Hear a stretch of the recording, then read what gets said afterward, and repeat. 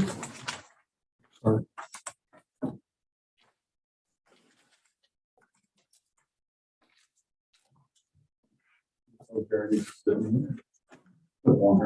But he's gonna stay a little bit and leave and they'll. If I'm ready to go. All set? Yes, sir. Call the meeting to order. Start with pledge of allegiance. Pledge of allegiance to the flag of the United States of America and to the republic for which it stands, one nation, under God, indivisible, with liberty and justice for all. All right. Now, Cheryl is out, so do I have a motion to appoint Elliot as the clerk pro tem? Do I have a second? Any discussion? I mean, it could be anything, like his typing skills, is he listening, all those. All right, all in favor? Aye. Any against? Very good. One. Yep. Okay. All right. Anything on the consent agenda anybody wants pulled? Go to motion on the consent agenda. I'll go ahead second.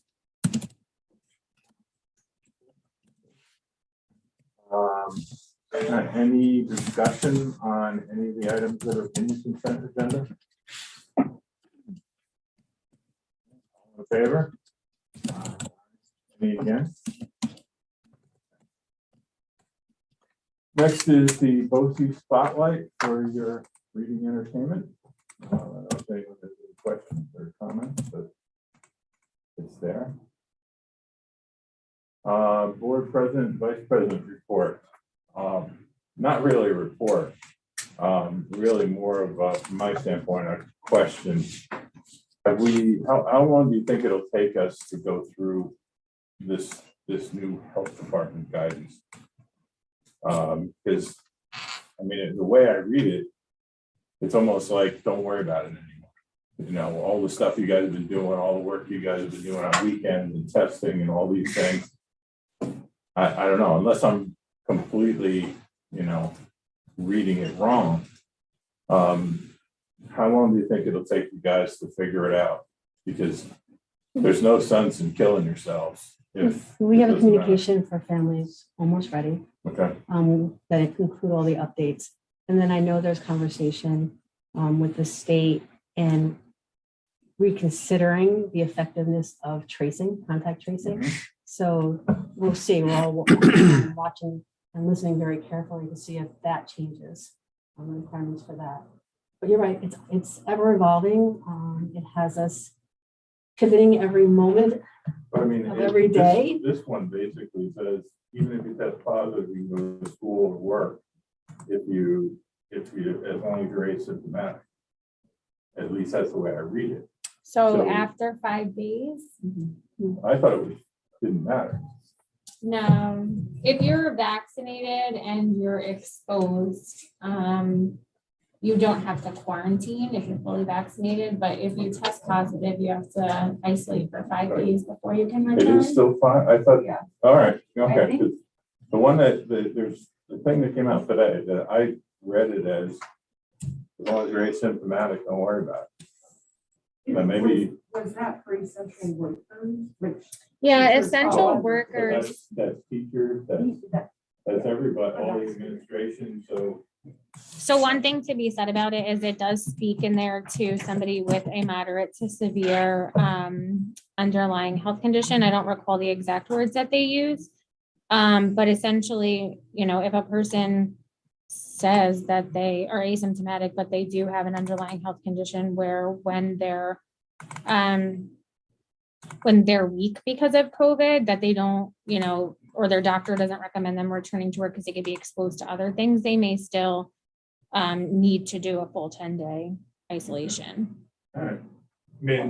I'm sure you guys got it. What does fully vaccinated? Yeah, so right now, fully vaccinated. So as of the guidance I read yesterday, which Perry, I don't see anything new in my email. But yeah, so it could be a couple of days old that they're just publishing it, but the most recent information that I have, fully vaccinated, means that either you've had 2 shots and 14 days post your second shot of an mRNA vaccine, or 14 days post your 1 dose of the Johnson & Johnson vaccine. No, But there was guidance that came out. yep, and then they put it on retracted it. fast. So, yes, you didn't. Dream that. That doesn't affect us. You know, it's a university. Yes, so and that's part of the thing too, like it's not just new guidance, it's new guidance and then new guidance that's been retracted or paused. And then it's new guidance, but guidance, you know, forthcoming for schools, so hold on.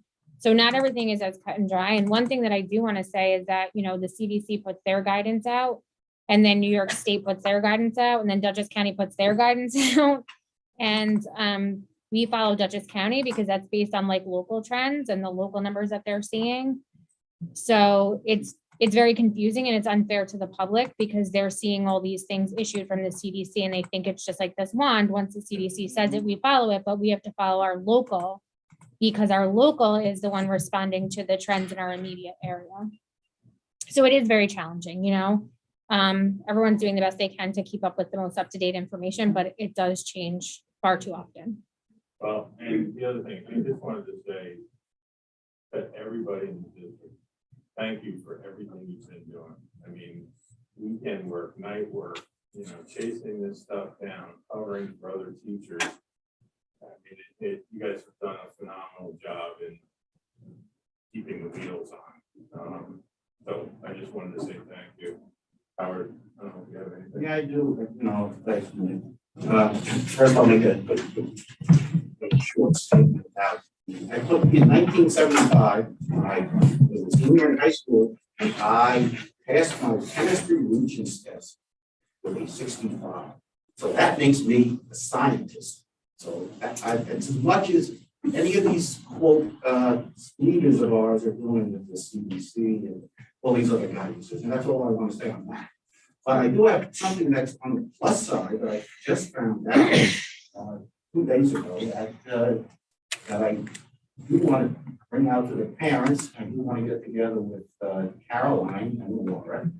I did find out, well, since all of us here, board members, are community service oriented, we're volunteers, and volunteer service is for most of the fire departments and ambulance rescue squad, especially in the Millbrook district and throughout the state of New York. Most of the youth of today are not stepping up volunteering, some are, a lot not. A lot of people in bedroom communities and 2 parents working, but on the plus side, the students, educationally, and that's what I want to talk about. I found out that if a student in Millbrook would want to join, I guess it would be Unionvale, East Clinton, or Millbrook fire rescue, and if you want to take an EMT course through Dutchess Community College, it is a 6 college credit course. Now, to get a 6 college credit course of the EMT course, it costs it's $800 for non-credit, same cost as the credit course. That's the same everything, but an additional $500, so it would be a $1,200 course if you would normally, for a junior or a senior, join their local rescue squads as a junior rescue member. If they do that, they can then, through the high school, and then through Dutchess Community College's bridge program, take the EMT course and get 6 college credits for a fee of $406. Now, the 6 college credits can be used for basically, depending on what program you're going into, it would probably be an elective, but it's a 6 college credit course. You take it in the summer, you take it at night, when DCC offers this course. The thing is, it's by going to the fire department, under New York State law, the fire districts get reimbursed for the cost of the program. So it's a no-brainer. It would cost the student, when they pass the course, absolutely nothing. You get 6 college credits. And it's a way of bolstering our rescue squads. It's a way of bolstering, community service and getting our students 6 college credits for free. That's basically what it comes down to. So I don't know if you're totally aware of the process.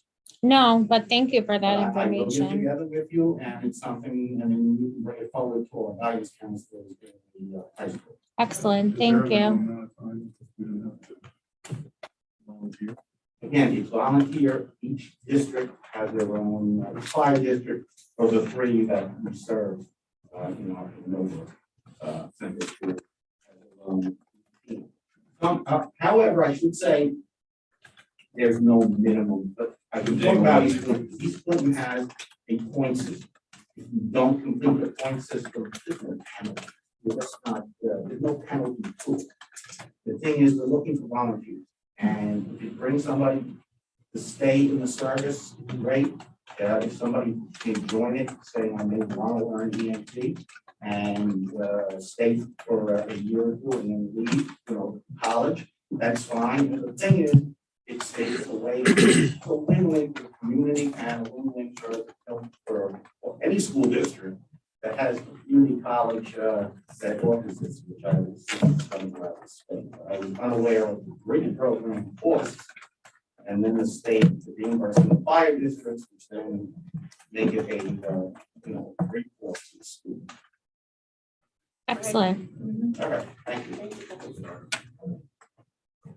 All right, and I know I sent you a note, but hopefully Kelly Lapham will get a hold of you. They're trying to re-instantiate this legislative thing where they have breakfast with some of the state and local politicians. And I gave her your name as our person. All right. Superintendent report. Yeah, good evening, everybody. Nice to see you all. I just want to start with a huge round of applause for the entire district, our families, our students, our Board of Education, our administrative team, food services, transportation, business, athletics, teachers, support staff. I missed anybody, I'm really sorry, but everybody is super important to the success of this district and a really important piece to the puzzle.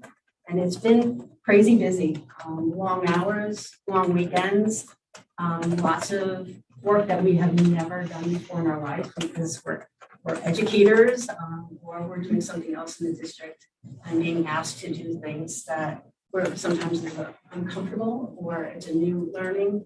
And sometimes it's relentless and and we don't see an end to it. So I know there's fatigue in the district and I just want people to know that what they're doing is valued and appreciated.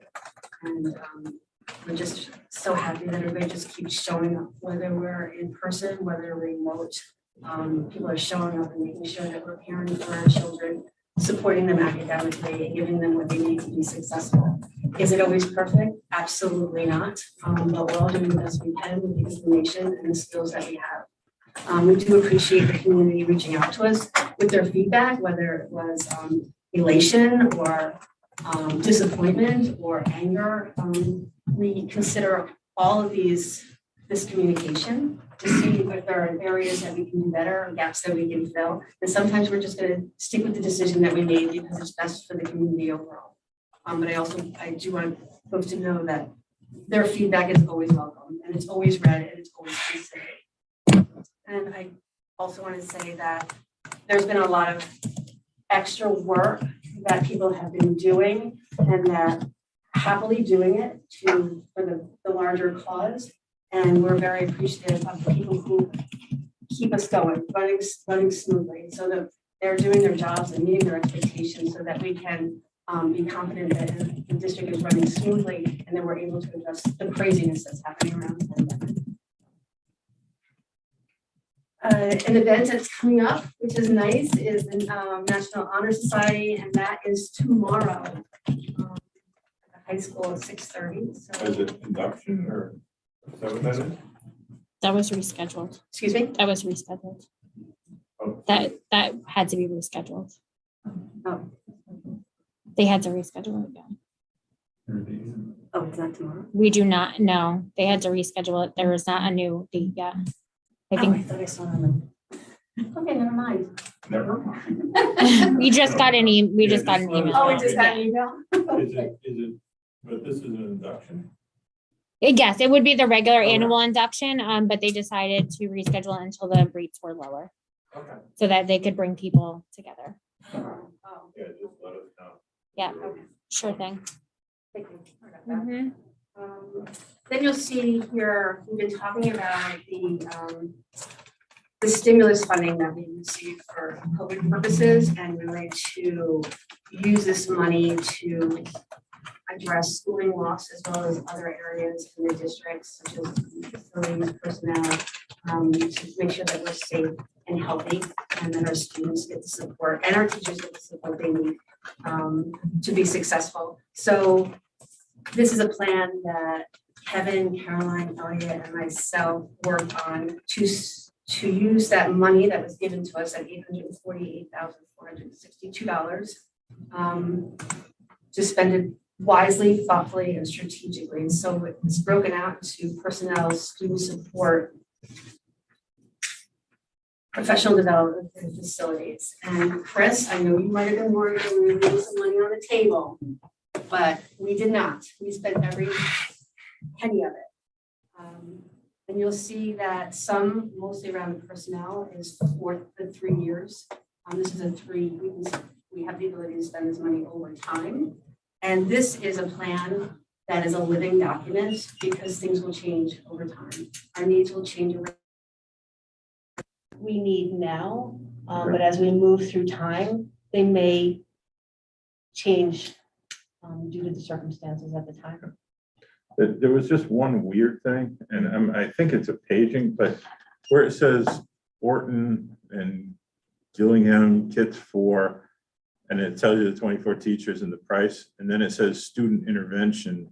Oh, because it's just cut off. It just, that's supposed to be all one Yeah, thing? it's cut Okay. off, yeah. I assume that's what it was, but I wanted to make sure we didn't miss. Yeah, we're putting money in for student intervention and we missed it. As far as the coaches, Laura, I mean, I'm assuming that's not just gonna be 3 years, so we're gonna have to look at absorbing that into the budget after that, right? And we'll see Hmm. whether it remains that because it's being affected. Yeah, I'm not saying it's not needed, I'm just pointing that out. But there's stipends, so I mean, we can, this is, and again, please correct me, this is what you're basically submitting to the government saying, here's what we did with your money, right? So the 3 years, we're not doing a 3-year stipend, we're doing like regular stipends. This is a salary. Right. Oh, that's a salary? Yes, but the stipend for, Those are the instructional coaches that we've been talking Yeah, about. well, Math and ELA. Okay, but the nurses are the stipend, okay. if you're All thinking right. about that. So Okay. that's over 3 years. And even the summer school education, isn't So that we already in our always- budget? We always do that out of grant money. We're Okay, required to spend a certain amount of this grant specifically Okay. on that. Mhm. So we're gonna put it in there and we'll use the benefit of the other grant Okay. money, somewhere else right now, and then we'll shift it back. but some of these, yeah, okay, that makes sense. All right, For the summer school educators, is that five people? It's just absorbing the cost of 5 people. It doesn't mean that we won't have more written into another programmatic grant somewhere.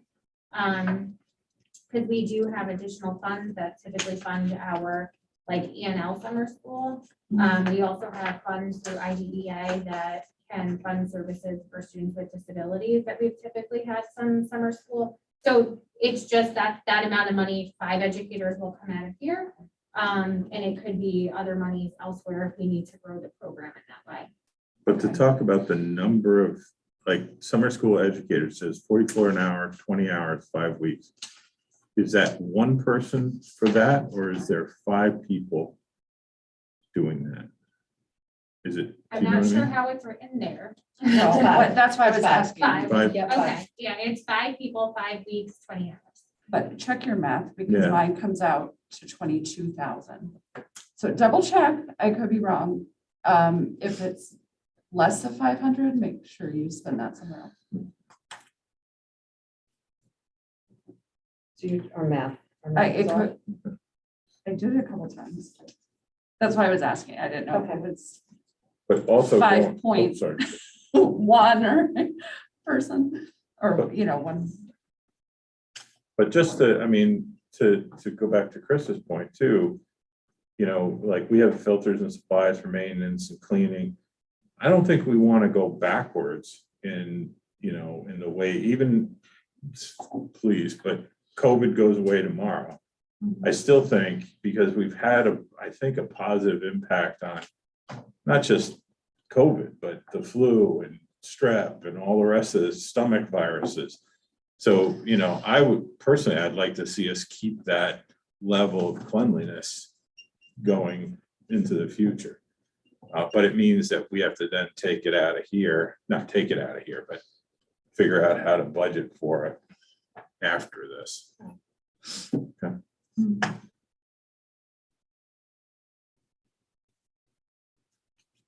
Any other questions regarding the stimulus funding? Thanks, team. So COVID update, or COVID out. But just to let you know that we had those home rapid test kits from the county delivered, and we received 834 of them. So on that Sunday after New Year's, after the first, on the second Sunday, we were able to distribute 470. 410 were given out at the distribution.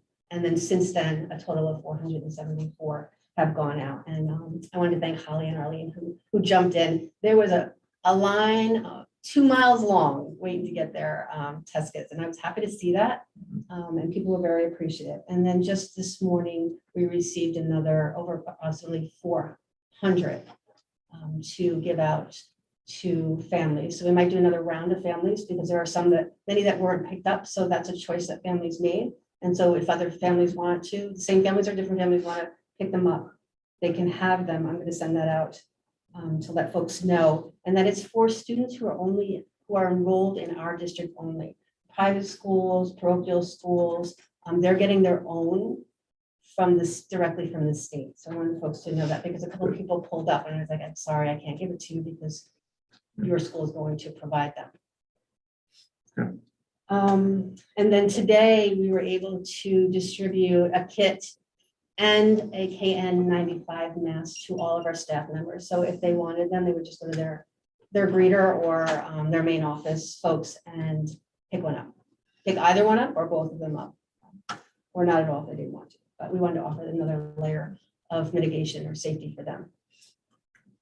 Screening testing has been taking our lives over. We really made an effort to do the screening ourselves. Caroline and Elliot have really been doing the heavy lifting in that testing. We wanted our nurses, while we were remote, just to be remote as well. And so while they're doing the contact tracing, we're doing the testing here so that we're protecting them and not exposing them because we're all really important, but they're really important too, that we have them here when our students are in person. So during that remote week, 89 tests were administered by Elliot and Caroline, and that was 22.25 hours per person that you spent. That was outside of the clinics. Right. And then the times. What did you say, It's a lot Chris? of drops. That's a lot of 6 little drops. Yeah. Yeah. It's a lot. And then plus all of that contact tracing by our nurses. And then we hosted 2 clinics Three. on Three. three We had with the one for athletics. So we had that on January 1st and another on January 8th and then a January 6th. And so on that January 1st one, we tested 133. combination of students and staff, and 18, there were 18 positive results. Then on that Saturday, we had tested 58 and there were 5 positives. And then we tested the varsity athletes, and there were 33 tested and 1 tested positive. So all of that testing was a total of 313 tests. That were done in. We were then also getting rapid fire emails of additional positive cases from elsewhere. Yes. Well, and does this include like the testing of staff that you did? That is all included in there. Anyone who was tested by us here is included in that number. Okay. But those positives don't represent all of the positives because many people got results elsewhere. What's the false positives rates and false negatives on these tests? We haven't had any overturned by PCR. We haven't had any positives overturned by PCRs. We have had negatives that later tested positive, but it could just be there later in that incubation window. So it's hard to tell. But from the company, do we know from the company that produced these, what the rates of their false positive percentages So are? I knew off the top of my head for the old Abbott Yeah. ones. I don't know for the quick view, so I have to look into that. Yeah, we can find that out. And I did Howard. Okay. I like personally, without going into too much detail, but personally, I have to publicly thank all Caroline, Elliot, Laura, all the nurses. I have my own family situation over the break and extended. It was over the entire break. And the questions, I mean, you know how I am with questions. Mhm. And I was hearing one thing from contact tracing and, some I don't knows, let me go to the supervisor. I've never heard this question. The nurses always knew the answer. I mean, without a doubt. So with the uncertainty and the stress, I could always count on them. And I did ask that question and I can't remember, but I know it's very low for a false positive. And once you get a positive, you can't overturn it. So it's there. Only because I know the Yeah. initial, when they first came Yeah. out way back when, there were a lot of problems and Yeah. it made them better over the time Yeah. period, but there still are. And It's- and even with the more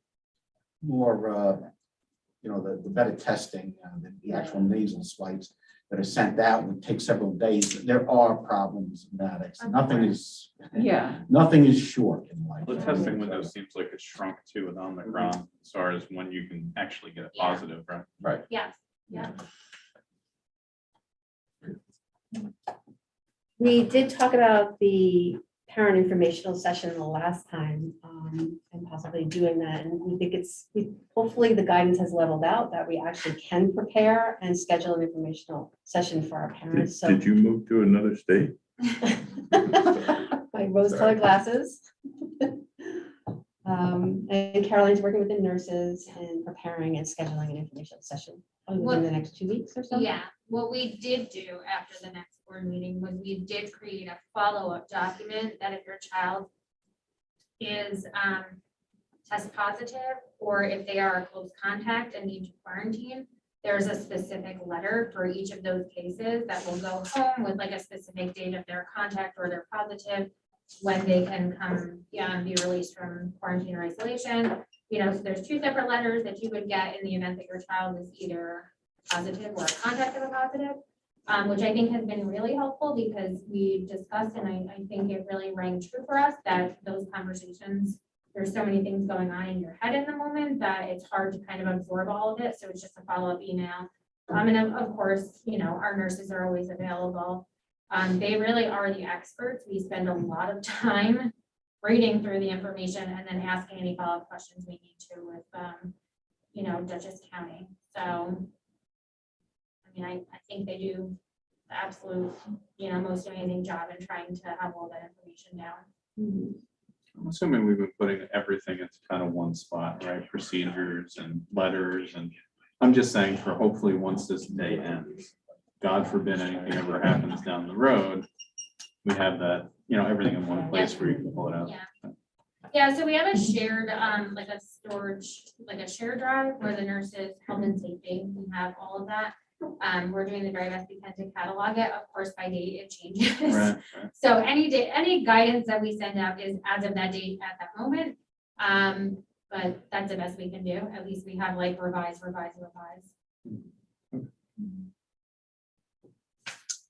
1 second, please. So we announced our new partnership with the village. Oh, well, masks, I just want to say, we have received 450 masks for our district. So we, again, distributed them throughout our staff, and we kept some for those who needed more because of their roles and responsibilities. So it's nice to have that. And I wanted to just give a shout out to the county and the local Department of Health. They've only been very supportive and responsive to us. Just giving these test kits, always having quick responses or turnarounds for things that we need, these test kits. So for the last 2 years, they have been right next to us, walking side by side with this throughout the pandemic. So just want to say that publicly. Now, we made that announcement that we partnered with Village Apothecary. So they are in the house. They are located right inside the entrance of the middle school. They set up there in the morning at 6:30. They open shop around 6:45 to 8:45. And anyone who needs to be tested for whatever reason, whether it's the mandatory testing, it's the TSS or the test out of quarantine, they are assisting the district, and we are thrilled that they're here. It's a little bit of a relief for those who have been testing in the past. So Laura, they can only do the rapid test, right? They're not doing the other tests at all. right, they're only doing the rapid. And it's our supply they're using. I'm assuming they're not. No, they're Oh, it's bringing their their own. own. They're Okay, good. full service, and they're being funded by a grant that the county put forth. I think I might have the account here. Well, should we put them in this, or are we burned at all? Should we No, put them in it's there? grant funded by the county, where it's not any of our money. It's not. our- No, I'm saying, could we put that in this stimulus money and use the grant, to do something else? Oh, no, if the grant is for COVID testing, Okay. yeah, All right. it's specific to that. It's a vendor for testing, full service testing, fully funded by the county, and we'll have the service until the money runs out. Okay. Yeah, so it's, Okay, if someone needed or wanted to get tested, they still contact the nurse? yes, Okay, yes. Mhm. okay, They immediately contact the nurse, and then the nurse takes it And from then- there. got it. Works with our families. Before you go on, I like to play devil's advocate. And my concern is, I understand it's grant money, but it's still being done with our lights, and this is still in our public buildings that are funded by every taxpayer in this district. So not just taxpayers that have students and whatnot. Do we have any legal guidance on whether taxpayers can show up and use this testing? Is the grant money specific, exclude that? Those are my questions concerning that. And I'm sure, I'm not reinventing a wheel. I'm sure this question's been asked somewhere within the state of New York before. And that's why I'd like to ask legal, because if somebody shows up and say, listen, I'm a taxpayer and I want to be tested, what are you going to say? Well, it's the same thing with handing out the test kits, really, Yeah. but That's same. they come from New York State, so. And they're Yeah. specifically giving them to schools based on our enrollment. Right, see, that's Yeah. done that's done differently. Here we are using grant money. Unless somewhere in that grant money says it's specific for district personnel and students. But then again, we're using our lights, our building, and the building is taxpayer, every single taxpayer's house, more or less. They're funding it. Yeah, I know the answer to that for our local limited service lab agreement through the school district for us to do testing. The answer was no, because it was our staff, so it was only in the care of our students. And Correct. but I don't know the answer. to That's that. why I'm bringing this up, because Yeah. this is different than our staff. Mm-hmm. So just check with, the law firm or. Sure. Good question. And then you'll see the dashboard, the COVID-19 dashboard numbers have increased dramatically since November and December. I believe in December it was like less than 1,000. Mhm. Yes. Maybe 970 something. So the numbers are definitely increasing. And just wanted to remind folks that our nurses, the positive cases, staff and students are uploaded into the COVID-19 report card. And everybody has access to that. There's a link here. There's a link on our website as well that you can see what our numbers are. Just to let folks know that our nurses upload them once a day. So if it's at 3 o'clock or 4 o'clock and a case comes in at 9 o'clock or 8 o'clock, that will be reflected in the next day. So sometimes the numbers don't jive. Are there any cases in those numbers outside of our 4 buildings? Are the num- No. I just opened it up Mhm. and it does say, I think, private as well. It's also the private schools. Schools. So it's not just Private school. our 4 buildings. So our numbers, we only report our school numbers. I meant what Right, reports on the but on the What's dashboard. dashboard. published, that's in Millbrook, so it's Okay. gonna be anything within the catchment area. You're right. But So- our numbers, we only report for students in our care. But if a parent sees that there was 50 cases and they happen to get emails that said there was 36, it's not that there's a disconnect. Right. The Yes. 36 is our 4 buildings. Might That be larger slight. number could be, Right. just as an example. But we want to own publicly that in addition to that, our nurses are contact tracing at, 10 o'clock at night, literally. So they're getting emails and phone calls and, doing everything that they can.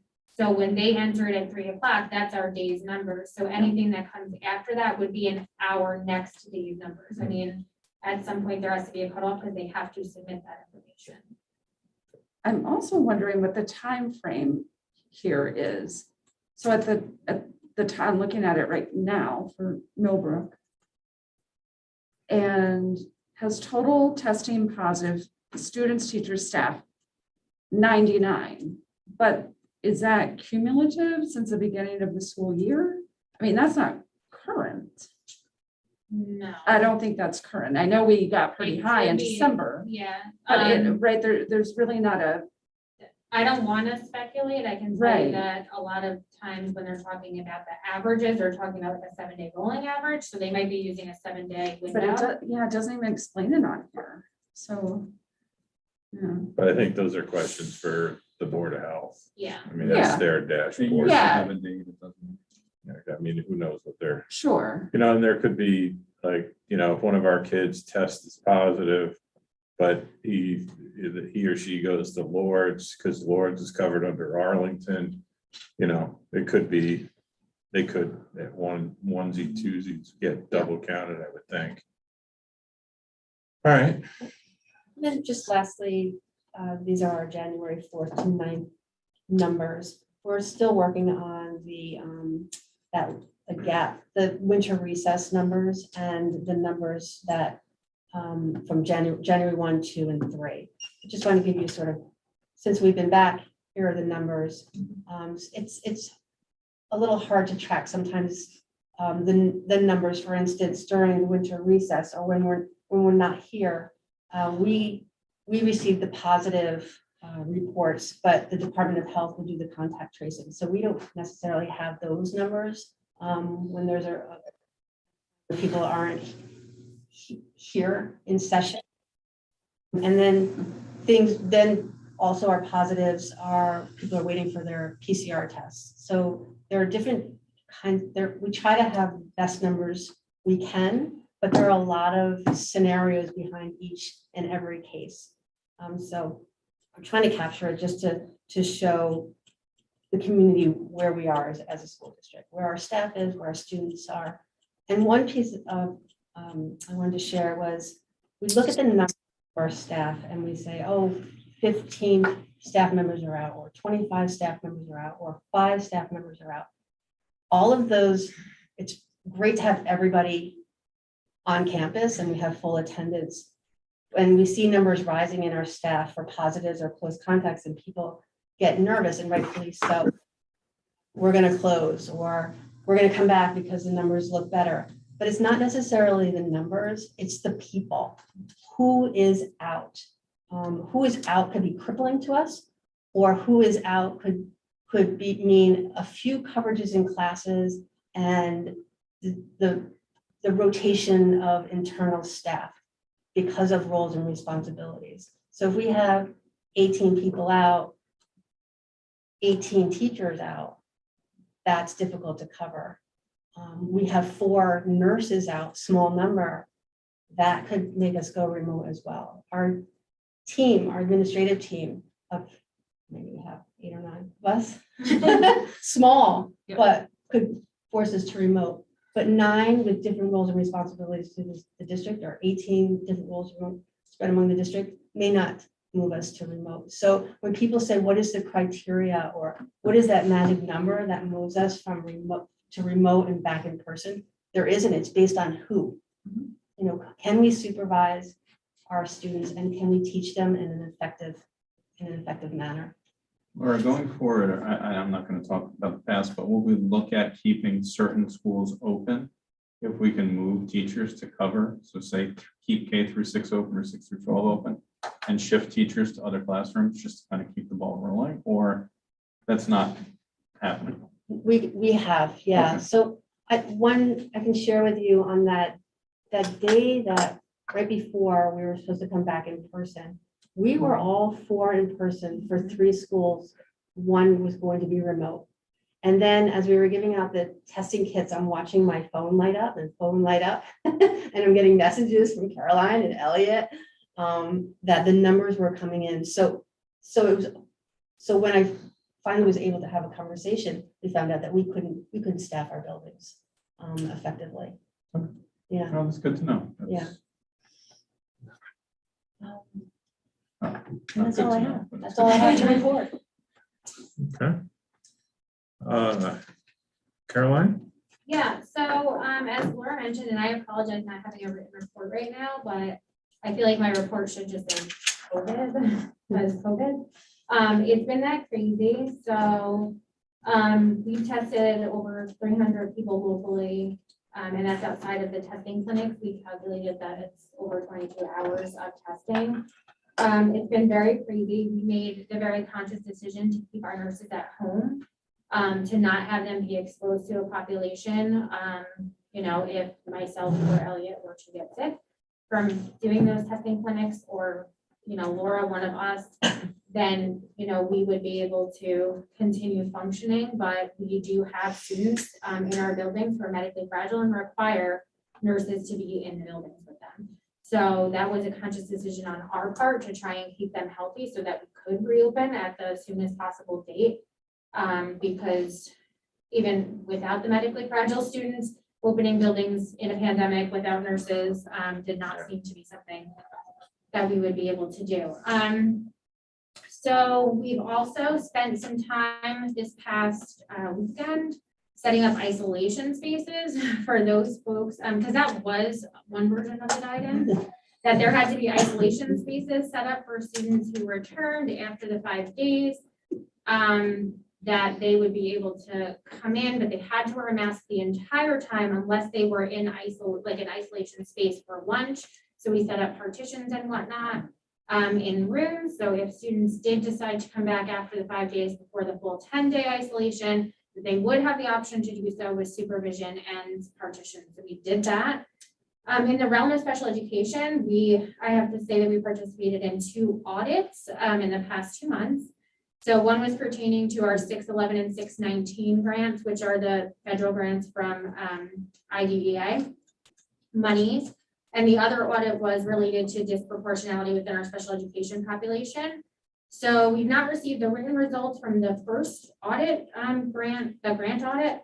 But when the auditors were here, they indicated no red flags. So I'm just waiting for the official. That was pretty intensive. They go through our special education files to make sure that we have all the appropriate paperwork in there, that our funding is all clean, that what we're using the money on, that we have backups to everything we're spending. So I haven't gotten all the officials back on that, but when they were here, it was all good to go. With the performance indicator 9 for disproportionality, we received a rating of 100% compliance. So I really just want to say thank you to the staff in my office because none of it would be possible without them. They truly are just amazing and I would be lost without them. In the month of December, we had 5 initial requests for evaluation under CPFE, so preschool, and 2 at the CSE level, and that's just in the month of December. So we're beginning to discuss out-of-district programming at this time as we start to look forward towards next year. Each year, what we started last year, we'll continue to do this on an annual basis. We're looking at all of our students who are placed in programs out of district to see if they have similar needs, similar levels of functioning, and are within a 36-month age range. Because if that is the case, we actually might be able to create a program here in-house and bring some of them home so that they could be serviced here in the district. So that's a study that we'll be doing on an annual basis, just to see if we have an opportunity to create a class and provide them something here in our own 4 walls. In the area of curriculum instruction, we are having a half-day PD day on this Friday, the 14th. We have a jam-packed afternoon of learning pertaining to multi-tiered systems of support, leveling tier 1 instruction in the classroom. So there's a lot of work that's gone into that. I have to say a huge thank you to Victoria. Well, I was very occupied with COVID issues. She stepped right in and taken lead on that. So kudos to Victoria. She's teamed with the principals to get the most out of this, afternoon that's coming on Friday. And she's also done a lot of work on a strategic planning focus group on the data reveal associated with that. So that will be something that will be discussed on Friday with the group of people on the strategic planning team.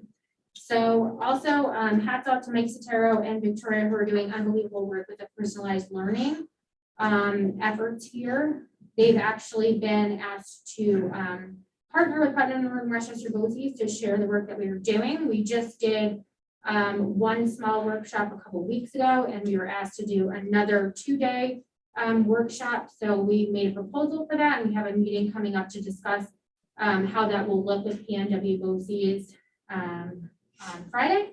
So that will be very interesting. And our team has our sites set very very large venues.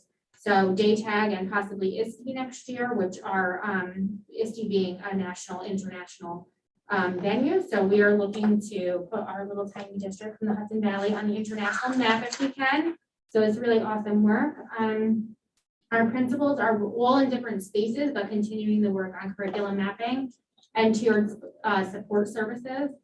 Additionally, the buildings are continuing their work with the ruler project implementation, so that's excellent. And over the course of the next few weeks, we will be interviewing for our instructional coaching positions, our psychology positions, and also our positions for leave replacements around the district. So it's pretty exciting. We're really excited to welcome a new member of the psychology or PPS team in the coming weeks. And that person will primarily focus on out-of-district programming and the CSE programming at Walden Place. Ms. Culver will remain as primary on the preschool and Elm Drive, as well as supporting Alden with some of the social emotional initiatives as well. She has a lot of relationships with those students there. Jen Oberzak will continue to work with students in the middle school and those living in the Cardinal Hayes home. And Mark Lavity will continue to work in the high school and focus on post-secondary transition. So during our snow day last week, myself and Elliot walked the buildings with our partner from the Regional Safety Service down at Putnam and Rochester BOCES, Frank Guglieri. And we identified routes for reunification plans using a dual gate system in order to reconnect students with their caregivers in an unfortunate event like an emergency. So we walked that, we created maps, and then Regional Safety is going to actually draw those maps up for us. So we have a full comprehensive reunification plan for each building. And then in the coming months, we will actually walk through the process of reunification just to make sure that it all flows through. That's it. Caroline, when do you start to look at preschool. I know that there's been some talk about possibly adding another class, making whatever. When do you start to look at that? It's before the budget, right? Yeah, way before the budget. So I think Mike has some dates set for February to Okay. start doing some like community outreach and whatnot. We'll do the same thing we did previously where we had like an information night and all that. Registration will happen. So registration will happen soon and then screening won't happen until May. Okay. So we'll get initial numbers and then we'll make a decision about whether or not we would need to expand the program. Okay. Caroline, any other questions for Caroline? All right, next up is Victoria.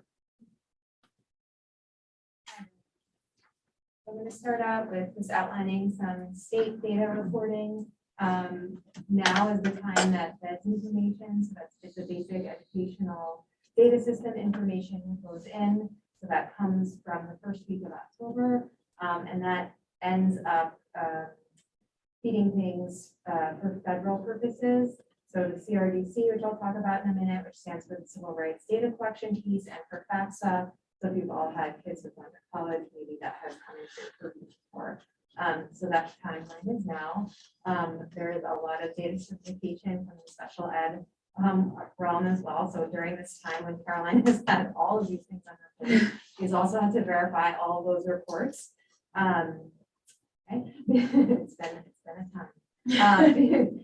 Beyond that, our nicest slot and English language learner information is uploaded to level 2, and the Mid-Hudson Regional Information Center has been hosting a series of workshops to make sure that folks like myself are on point with all the state reporting information that's required. A big piece of what I'll be working on in the next month and a half is our federal data reporting on the CRBC.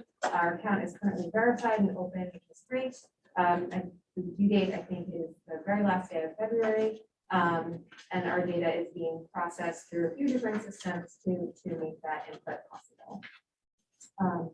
With our internal data, we have the IXL middle year, or MOI, diagnostic snapshot window opening at the end of January. I'm going to jump ahead one bullet. Our district data team did spend the last section looking at enrollment data and the IXL beginning of year data. The next session will be February 3rd, and we'll be focused on the IXL middle of year progress. We'll also be looking at teacher curriculum maps and our district's data trackers for pre-K through 12, as they really do show much more of a ground level view of student achievement, because the input is from the teachers. So I think that will be a great bet to take with our district data team. And then to go back up a bullet, I just want to note that continual engagement in the practice of routine classroom assessment is happening with teachers. So some of the assessments come from curriculum, but oftentimes our teachers develop their own assessments and have their own practice of that. So there's a lot of merit to that. With the steering committee and strategic planning efforts, student focus groups were held in each building to be able to prioritize our student voice in the work that we do moving forward. So Gabby Hewitt, which I'm sure many of you have already met from Educational Elements, was part of that team along with all the principals and Caroline. So we orchestrated these focus groups and gleaned so much data from the students. That data was then coded by myself, configured by myself, and then quoted by Mike Sotero and myself. And we were able to glean findings and trends. And we also took some notable quotes and developed a heat map. And all that will be shared on Friday. It's very exciting stuff. So the piece that won't be shared on Friday, but will be shared in the subsequent steering committee meeting, is the data visualizations. So those have been developed by me through Cognos. And you'll see attendance, graduation, enrollment, suspension, testing, meaning 3 through 8 New York State testing, along with Regents, a historical look back at those scores. And in addition, there's a visualization from the Digital Equity Survey, which Elliot is part of, but I was part of during the visualization and preparing it for that team. In addition to that, a brand deck was created for the district by myself. I took some of the work that's already been done here at the middle school with logos and fonts, and I streamlined it into an accessible and approaching professional grade brand deck. So that exists if it's ever needed. It's an important part of developing our brand identity there. Okay, so in professional development, we have elementary teachers engaging in conversations about rubrics and assessment design. With that work goes samples of student writing being reviewed by teacher teams with those common rubrics, and teaching plans are then being made proactively based on the teacher findings. Teachers should be celebrated for engaging in this work. It's really thoughtful work in this time. It's very stressful for everyone, obviously, but they are still forging forward, putting student learning at the center of their work and time. So planning for secondary MTSS and WIN support has begun. There's a few different elements to that that we will be working on as a team, secondary principals, Caroline and myself. Secondary teachers attended a fabulous Teachers College training to foster growth in readers through the structure of book clubs. So sometimes book clubs gets lost in secondary world, but it's a great way to bring a sense of community. And in this time, it's really important to foster the reading for their kids in that way. Samantha Holzberg will be turnkeying her experience during 2 superintendent conference days with the teacher, and John Ahern and myself will be co-teaching a really awesome unit that we're designing using Grenade as the center text. We'll also be using some additional text to support the theme that we find in Grenade, and doing some student creative writing in the style of the author. So that will be really exciting. Hopefully we'll get to bring some student product to you so that you can share in that celebration in the future. Yell ruler implementation is occurring with the admin team, and I just wanted to make a mention that there is a visual package that I'm developing for that implementation plan with a timeline, and it's to note the journey. The point of it is to create a sense of documentation for the implementation of social emotional learning in the district. It will serve as a way that admin can reflect on our own practice of putting a program to implementation, but also it's for stakeholder review. So, I hope to be sharing that in the future as well. And lastly, I hope it's okay to add on one item. The pre-K program has been developed continually and successfully by the 2 teachers, Samantha Hale and Alan Soriano, and myself a little bit helping, but they are so fabulous. They have worked to develop their curriculum map from scratch. They then took last week, they worked so incredibly hard to develop a skills-based curriculum map, which is tantamount for that age group. They also developed a book mapping sequence that supports those skills that students have access to for every single month. So I just have to say that their work and partnership is stellar and should be recognized as such. So how much do you think, because I mean, the whole investment in data that the board has made was to enable everyone, Caroline, all the teachers, the staff, to be able to walk in and say, in the budget, I'm adding, I don't know, we're adding another group of first grade that we didn't have planned, because you'll see here, the data says we need to do this. Or the data says, and I'm assuming a lot of this is all in the toilet right now because COVID basically interrupted everything. So we can't really tell if our 2018 data is trending up or down from, to where we are now. But when do we think, because that's what we need to get. That's the ultimate goal. Not to just have a bunch of data, but have data that can tell us we need to do this, we need to do that, we don't need to do that anymore because it's not working. When do you think that will happen? Is that a year from now? I mean, I guess that's kind of stupid to even ask because God only knows what we'll be dealing with, on my 12th booster. Depends on what the guidance is. But what are your thoughts about that? Yeah, I do have some thoughts about that, and that is actually a great question. So I think in the past, we'd always look at quantitative data to make those decisions. But I think now, especially after we held the student focus groups, I think so much can be gleaned from qualitative data, especially when it's treated with some methodology and deference to how qualitative data needs to be treated. I think turning a little bit, which is the attention to ruler too, and really trying to be attuned to our students and teachers and all staff with their experience and what they're going through, and making choices and programmatic decisions from the qualitative data side more than the quantitative data, especially with opt-outs and things like that. It's almost, the state even came out with a memorandum to not compare last year's data to any other year. So yeah, that would be my recommendation on that. And I think we've already begun that. Because I personally, I'd like to see some of that when we go into this budget cycle. Hey, here's, we're gonna invest over here. We're gonna move these investments over, but always with because here's what we know. And if we don't know it, I think we'll understand, but we have to get ourselves in a mode of saying, we know what to invest in the future.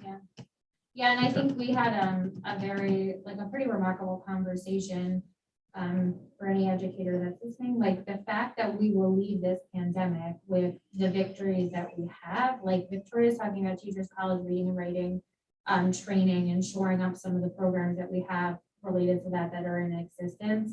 That's unbelievable professional development. We'll be doing even more of that in the coming year.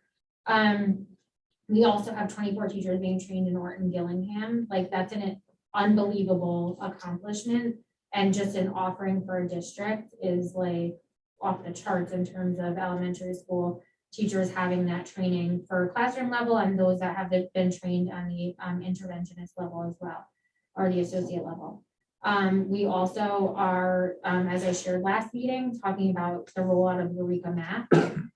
So that will be, completely standards aligned. That actually will be an increase in rigor compared to the math program that we have currently. So that will give us some real-time data. I mean, they have an amazing dashboard within that program as well.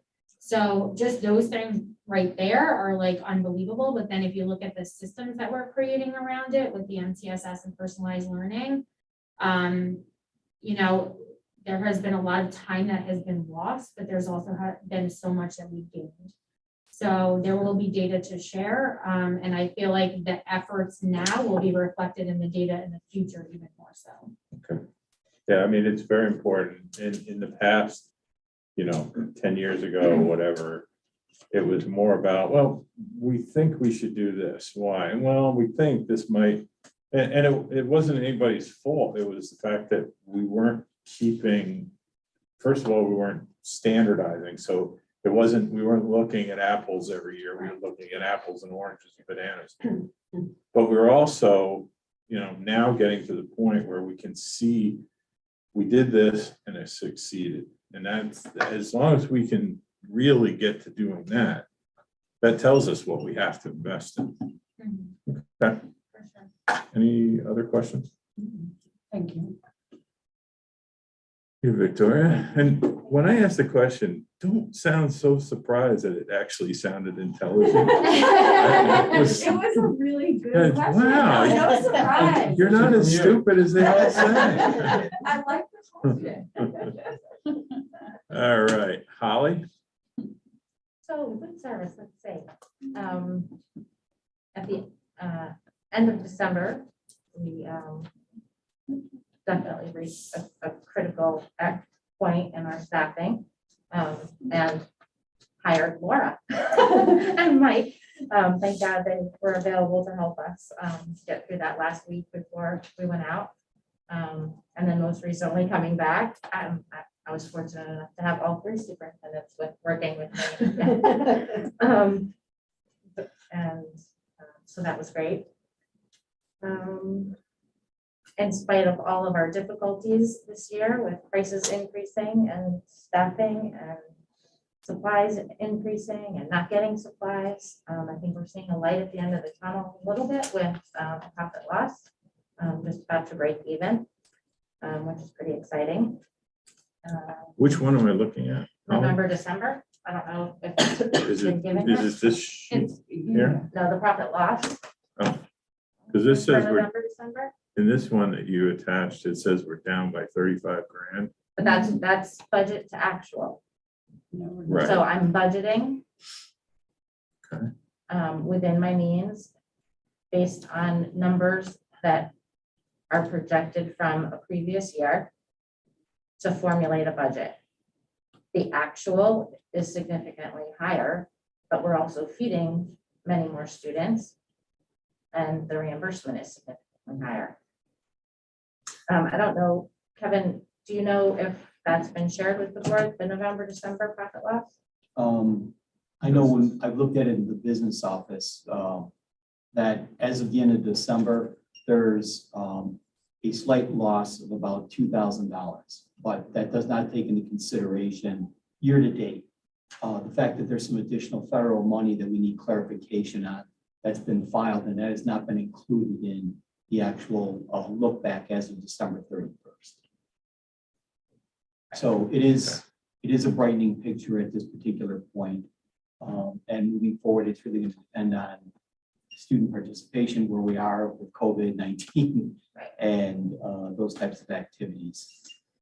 But at this particular point, I don't see a particular concern with the food service program. There is some initial dollar amounts that are budgeted. I believe it's $35,000. And a lot of that is to help with cash flow and other issues at the beginning of the year.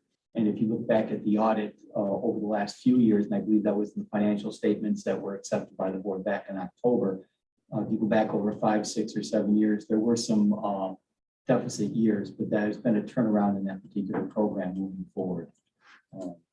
Be more self-sustainable. But Kevin, can you, maybe you can help Holly with, this sheet here looks like, it's showing me, hey, this is what we budgeted year to date, and this is what we spent year to date. And I see, basically that we're $35,000 over, I think, if I'm reading this. Well, Can you- that's just can- expenses. But can you, Right. I Look believe at- in prior months, there was a additional form that was supplied or shared with the board that was more of a profit and loss statement. This is really just a snapshot, and I believe it comes out of their food service system, and that's so can you help do, because what we've been trying to do is see, we started the year July 1st. Here was our food services budget, the revenue we know we have coming in, the things that we think we have coming in, and then what we think is going to go out. And then here's the actuals, and project that out through year end so we can tell, because we always end up at the end of the year where we have to say, we got to move money out of here to cover this thing. And we never know that number, or even how, like, the scale of that number until the end of the year. We'd like to be able to see that as the year progresses. Do you think we you can share could? that form? I believe in the December or maybe the November, that information I believe was shared with the board, but we can get you something as of December 31st. Yeah, I would like to see it every month. Here's what we had coming in, here's what we planned on, and here's what we actually spent. Sure. And see, and if it's inflation, I mean, we're all getting clobbered with gas prices and all those things, but so the board has some idea of where this thing is going to go. Maybe, I don't know if you guys could get together and just look at what information is available to do that kind of projection for us. As far So as this document is actually showing you that. This The one here? budget, this is what's budgeted, this is what we actually spent. Right? So the difference is over in expenditures, but then if you look down at the revenue, you're gonna see what was projected and what we actually got, which is actually almost $50,000 more than we budgeted. So all we have to budget on is the numbers from the previous year. And that's like an ADP, an average daily participation.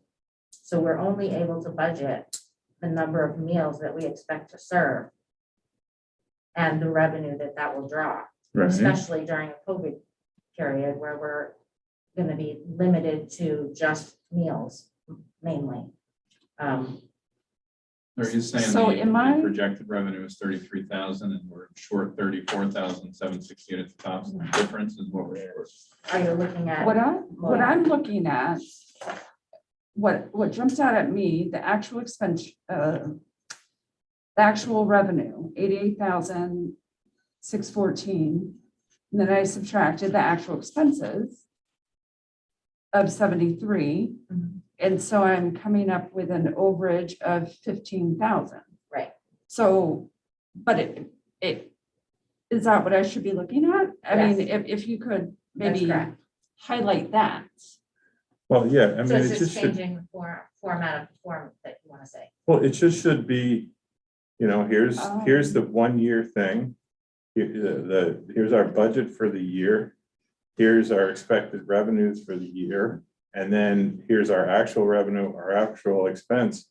And if we can see that the actual expense is going, 10% higher than what we expected, we'll know that, I don't know what the budget is, but let's say we'll know that it's going to be $8,000 over, or we think it'll be approximately $8,000. So that it shows us not just 1 month, and not just year to date, but forecast, like, here's where I think it'll be at the end of the year.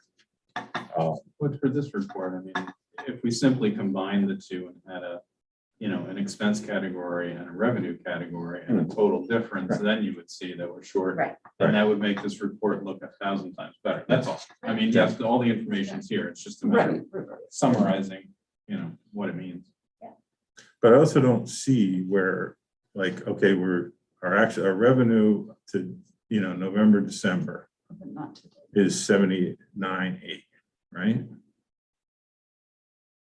That's for November and December. Where do I see year to date? There's not a year to date. It was my understanding that you wanted a monthly projection. Well, it's a monthly project, but it's, But you here's also what we've wanna been, because forecast it. your budget is a 1 year budget. Correct. We want to know, are you going to make that? Are you going to be over by $40,000? And what's hammer at? If we're halfway through the year and we realize, prices are 20% higher than we thought they would be, then hopefully that forecast, an adjusted forecast can say, you're going to be over, we're going to need to find $100,000 in June or May or whenever we find this money. But you might not need to find it. Because we're only $2,000 from breaking even and it's December. But I can't, yeah, but I That's the can't, goal. but I can't, yeah. All I need to know is be able to is see that. And Right. I can't find that. Anyway. Yeah, so I have notes and I'll Okay. try to adjust that for next time. Also, USDA has just announced that they will be providing additional funding, which was indicated in the budget that was approved, of 25 cents per lunch served. They have not, initially when they said it, they thought that increase would be shown in January. It appears like it may be March or April when New York State approves. And then we'll see that. And I am not sure at this point whether it will be retroactive back to January 1st or if it will be effective going forward in March, but 25 cents for school lunch as an increase is substantial. Also, in the end of this month, OGS will be sweeping, what they call sweeping, any unused commodities. And they go back into the USDA bank, which may make us eligible with remaining entitlement dollars from things that were not supplied throughout the year, for only then to reallocate that money to process into things that we actually can receive. January is also the time that we do the preference survey for OGS, which determines what we think we want to use next year. And in early February, I'll be ordering food through OGS for 2022-23. which is about $35,000. We've almost used, well, we did use all of our pilot money for fruits and vegetables, and we have just a small amount of fruits and vegetables from the favors program. So that's what'll be coming in the next month or so. How are we looking as far as staffing goes? We're dying. So, I mean, are we looking for positions right now? We have been looking, begging, Okay. posting. I just think it's a good forum to mention it, at least. Just Absolutely. someone might be We- listening and say that. We are in desperate need. Yeah, okay. Everywhere. Now, what type of positions do you have? All our food service helpers. Okay. Very flexible, in what works for people. We're here, I'm here between 5 and 7 in the morning, so certainly someone is able to start at 5, I will gladly take them. And then generally we're here till 3:30 in the afternoon, somebody, so we can certainly take any portion of those hours in that time frame. And do you use the same normal, CSEA, however the other hirings are done? Is that where you post your jobs, or do you post them on? I have posted them on Facebook, and actually I've had my best results from Facebook. One of my staff members posts that, and then PTA also does. Word of mouth. I was gonna ask, I mean, now that we have a Facebook, Twitter, and Instagram, right? Yeah, Yeah. we've been I don't on know if there. it's up and running as of yet, but stuff like this Yeah. would be great for Facebook Yeah. to get it out there. And I was also wondering, it's just an idea. I know if someone goes on the website under employment, yes, there's so many positions open right now. Oh my gosh, I was just looking at that the other day. But if you really have a critical need, right, in food services, and I don't know if there's a critical need for custodians. Sometimes people don't know that they are looking Right. for a job. But if they just pop on the website and something pops up, even if it's just for a week, critical need Yeah. in these areas, can we do something like that? Absolutely. Okay. All right. Anything else, Holly? Yep, thank you. Any other questions for Holly? Thank you. Good job getting it down. Yeah. Oh, all right, yeah, sorry about that. This time we'll go to Kevin first, because Kevin waited like through everything last time.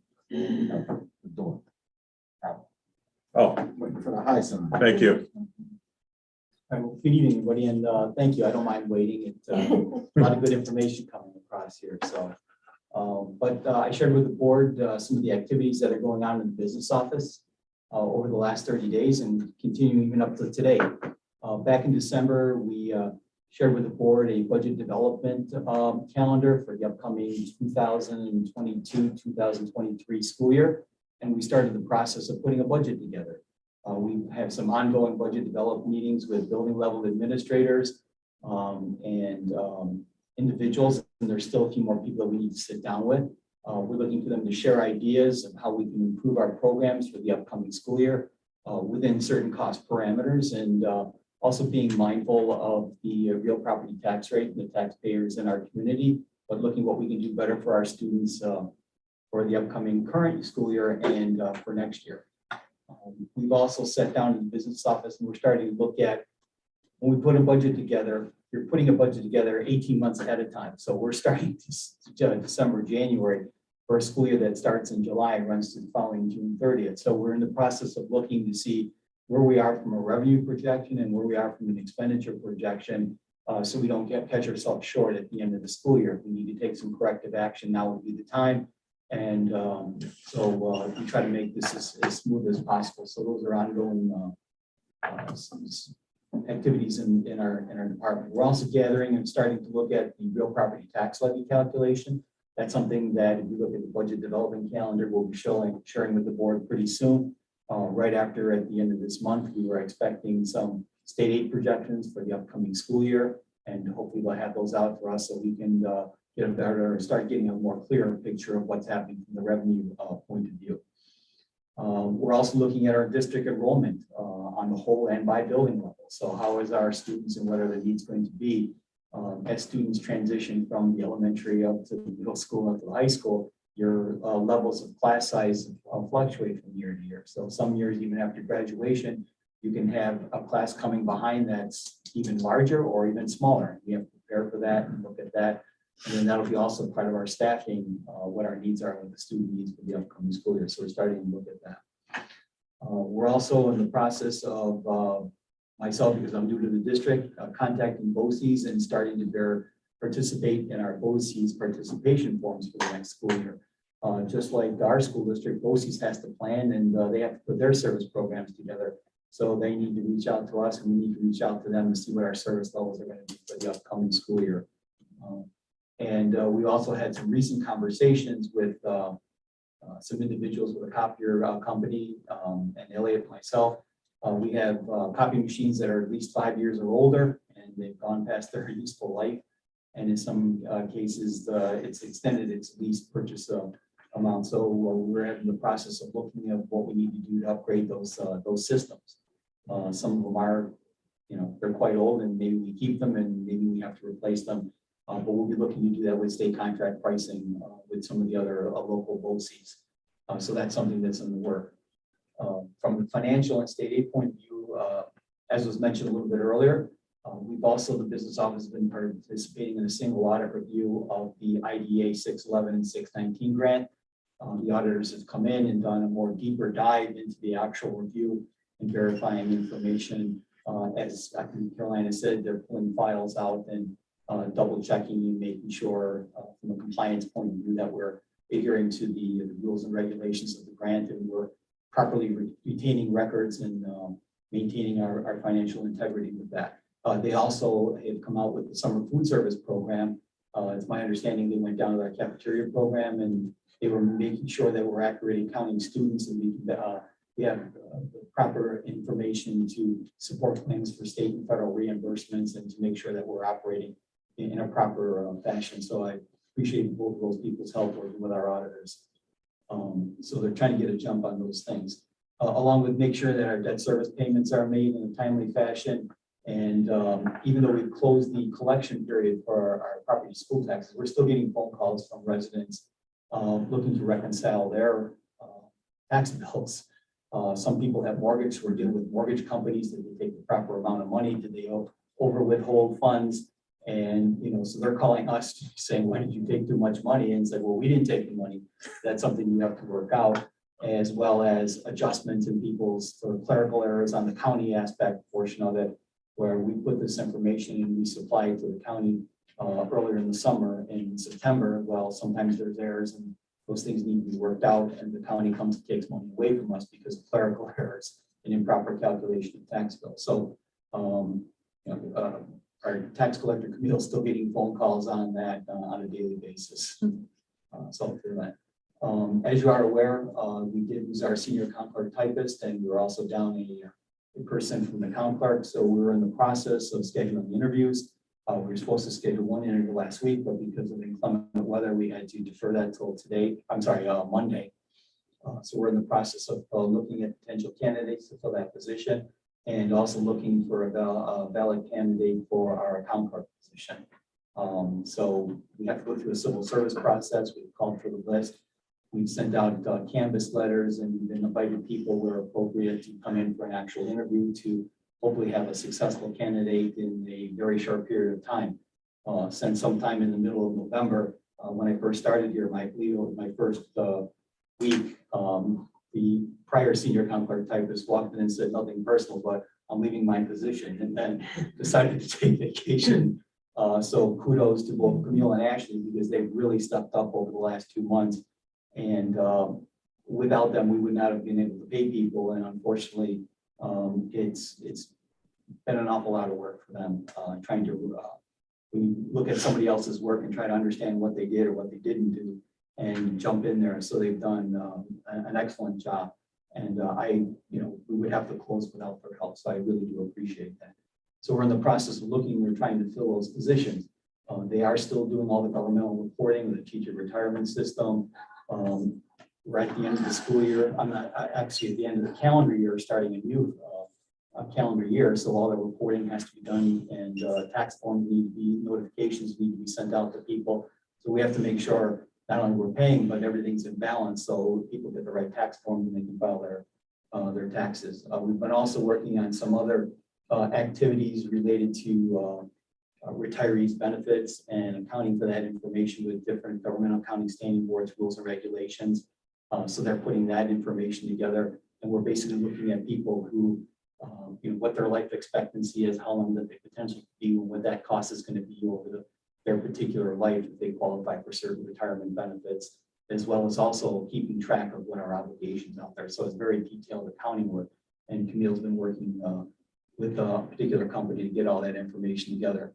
Along with that, we're also doing the purchasing. We get requests for purchases every day, so we're sending out our purchase orders. We're having bills coming in for things that we bought, so we're matching up. We're working with departments and individuals to make sure that we got the proper information that they're billing us for. People are signing off, they actually did receive it, and we're getting some checks and balances so we can pay our vendors, so we can keep our line of credit with them, and we continue to pay for them. So it's an extremely busy time. And again, we're going to be moving forward. We have some additional meetings set up this month as a follow-up with principals and building level administrators to go over their budgets. And I think overall the process has worked well.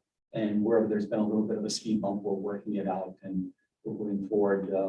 And the reason we're doing this is because one of the things when I came in, people said, "Hey, I was promised we're going to do these things. It's in the budget." And I said, "Well, gee, that's funny. I'd be happy to do it for you, but we don't see where it was put in the budget." So now we're asking people to give us a better understanding of what their plan is for next year, so that we can plan better to help them get the good service that they need. So a lot of things going on. Any word on tax cap calculations? Well, I plan to have something for you next month on that. So there's a number of factors that go into it, growth in the tax base, the consumer price index, other deductions, whether that be for the employee retirement system, the teacher's retirement system. So within the next meeting, in February, I believe that's one of the things that's on the actual budget development calendar. So that's something we'll have a conversation with.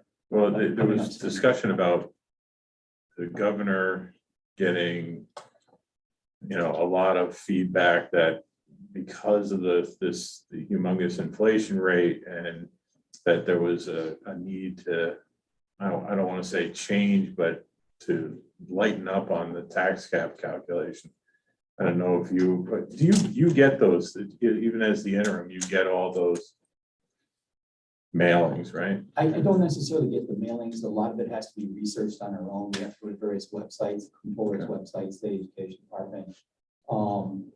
And we're trying to get into as many information systems as we can to get that information.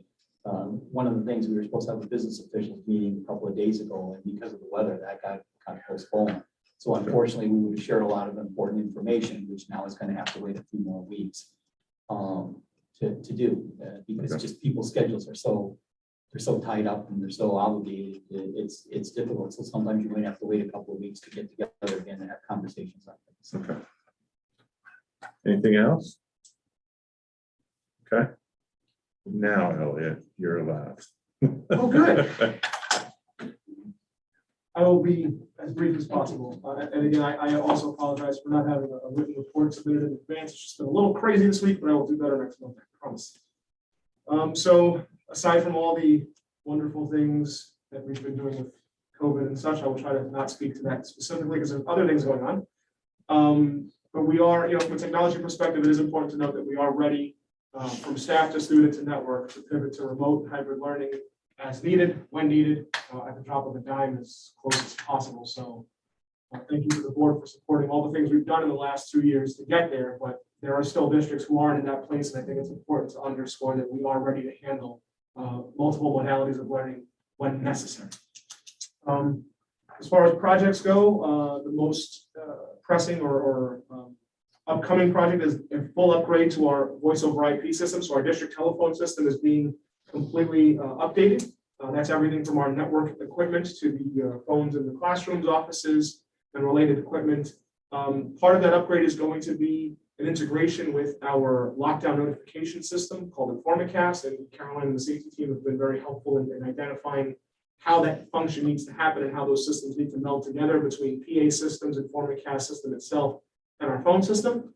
In addition to that, we've also, Caroline and I worked together to identify upgrades to our video management system to improve the safety of our campuses, and those quotes are being created right now, and we're going to be reviewing that with Kevin and looking at budget plans for next year and any opportunities we have this year to begin that upgrade process. From a facilities and operations department, we have mandated custodial and maintenance coverage for all building use requests and events after hours and on weekends. So it's important to us to make sure that we have facility staff in the building when we have people in our buildings, both to open, to close, and to service them while they're here. That was somewhat of an inconsistent practice previously. We're making it a mandate to the extent possible that our staffing will allow, to just provide extra service to those community members who use our buildings, and also to get work done, right? Because while the guys are here, they're able to do things that they can't normally do when students are in the buildings and classes in session. So that's something that's going to help us improve the condition of our buildings. We're also in the winter months, we're also doing heat checks. So one of the things that Mr. Mullins, our head of maintenance, has been really instrumental with is helping to reduce our fuel consumption by, just for you, but John's been really good about turning our boilers off after the school day is done, allowing the buildings to coast naturally, and then reactivating them at the end of the night in preparation of the next day. So that is kind of a manual function of what we hope to automate with our next wave of capital improvements. But John's been really good about being hands-on with those systems so that we're not burning fuel for no reason. He's also either personally or sending a representative on Sundays to make sure that we're nice and warm for Monday morning. Obviously, we don't want to lose any instructional time due to a building condition or a system failure. So thank you, Mr. Mullins and your team for spearheading that work and really doing a great job with it. We're seeing a downturn in our fuel consumption without a downturn in heat when people are here, which is obviously the goal. We continue to have meetings with our principals. So we've been chipping away at our principal priority list. And remember last time I gave a report, we started that process to really give our principals ownership of their buildings in terms of the work that we do to service them and their people. I think it's turning out really well. We've completed roughly 75% of the requested projects that we're able to do in-house. From last month to this month, we'll be having meetings before the end of January to follow up. And we're documenting all of that to really give the principals, like I said, a firm say what happens without the worry about managing what happens. We're going to manage that for them. And lastly, on the facility side, we have a custodial audit process. So one of the things that I shared with the board back in November was I had this intent to really examine the department top to bottom. The custodial side of the house is going to be assessed by a third-party vendor. We're having a kickoff meeting next Wednesday, the 19th.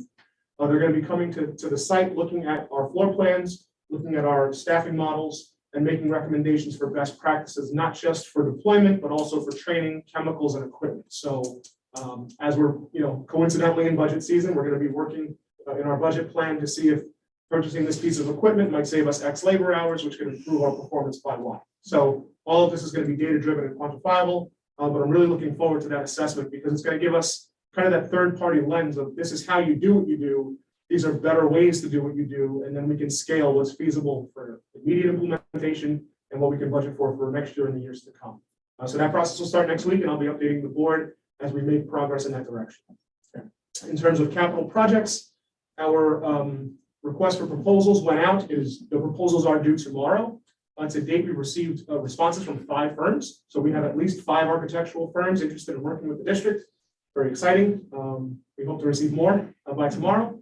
But the plan is, again, next week, the facility subcommittee will meet to go through the proposals. I will share them electronically with the committee members. If anybody wants a hard copy, we do have limited hard copies available, but I have mandated an electronic copy of every proposal. So I plan to email them out once they're all in hand. And anybody who wants to have a hard copy to review, let me know, and I'll either inter-office it to you, I'll have a courier bring it to you, I'll bring it to you, whatever you need to do. But the goal is going to be to discuss those next week and start scheduling our interviews, our first round of interviews. And just for anybody listening at home, and just as a reminder, the board did decide that we will be interviewing finalists in public session. So I'm hoping to bring that forward at the first February meeting. If for any reason there's a scheduling conflict, we may push it to the second February meeting.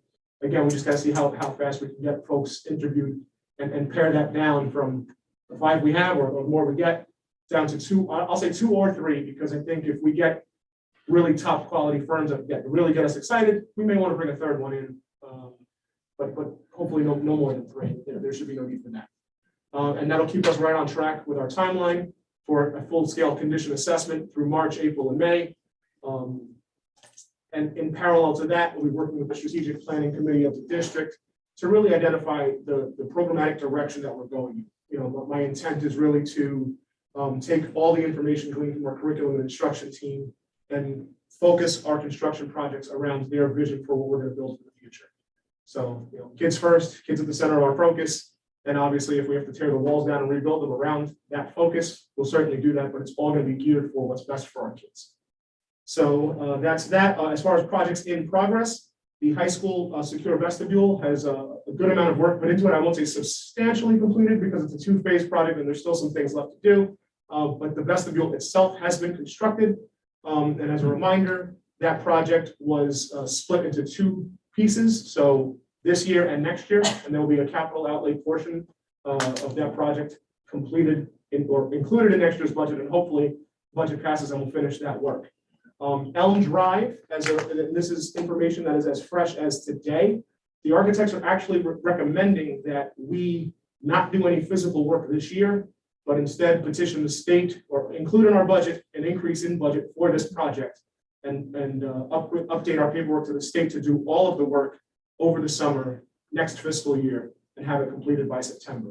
So I will share out some, I gotta get a little bit more information as to the rationale behind that. I will share with the board, but I did receive that notification today and I wanted to share with you folks just to get it on your radar, that as I work with the architects to better understand the pros and cons of starting now versus starting and finishing later.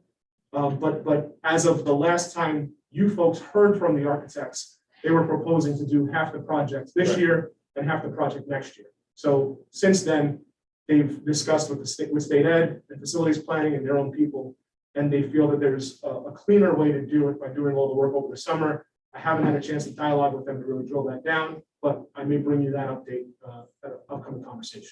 But don't we not lose the money, but lose the ability, we do 100, what is it? A 100 and a 150K project. Don't we lose that one project like that we could have done? Well, remember, this was the 175, so Right. it would be the document they're asking us to submit right now is a revised FPF document funding the support for this project number to add funding to this project. So instead of doing project number 1 and project number 2, which are effectively 2 parts of the same thing, they're saying take project number 1, file an addendum to extend the budget and the timeline, and then complete it, because this is the 175 project. So we're not bound by So the one calendar.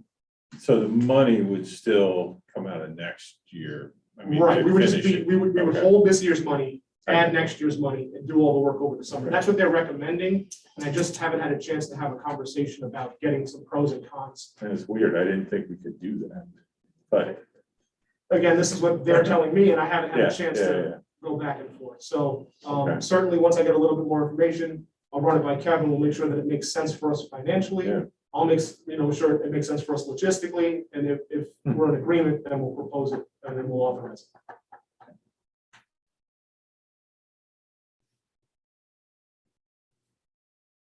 That's all I got. So the principals will own their campus, which I think is freaking wonderful. But how does Holly get her stuff? Like, she owns the cafeteria in each one of the buildings. Holly has a really good way of finding me, no matter where I am at any time. And we take really good care of her. She just rattles a food can and you come around. She runs down the hall and tackles me. No, but all kidding aside, we do stay in touch regularly. All the operations folks, we're in touch all the time. And when I do the principal walks, we do touch every part of the building. So we have gone to the kitchen. And actually, to be honest, when I started this program, some of the first feedback I got was specifically to where Holly works in this building at the middle school kitchen. So None of that's being left off the plate. Okay. Some of the things that Holly needs are going to qualify as capital renovations, and they're going to be included in the recommendations for the condition survey. And really, no, I'm telling you, within the first week of introducing this, I had some of our maintenance staff bring me down and show me the things that they've observed in Holly's space and said, these things need attention, we need to get them on the list.